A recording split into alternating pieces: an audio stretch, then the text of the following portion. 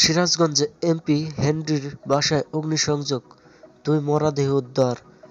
সিরাজগঞ্জ 2 আসনের সংসদ সদস্য জান্নাতারা হেনরির বাসায় অগ্নিসংযোগ করেছে দুর্বৃত্তরা। রোববার 4 আগস্ট বিকেল 3টার দিকে এ ঘটনা ঘটে। পরে রাত 11টার দিকে ফায়ার সার্ভিস আগুন নিয়ন্ত্রণে আনে।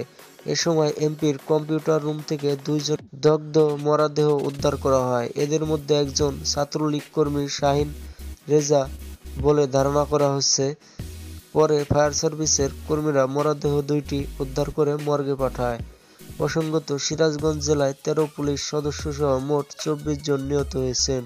রোববার বিকেলে সিরাজগঞ্জের এনায়েতপুর থানায় ঢুকে 13 জন পুলিশ সদস্যকে হত্যার ঘটনা ঘটেছে। তবে নিহত পুলিশ সদস্যদের পরিচয় এখনো পাওয়া যায়নি। বিষয়টি নিশ্চিত করেছে রাজশাহী রেঞ্জ ডিআইজির কার্যালয়।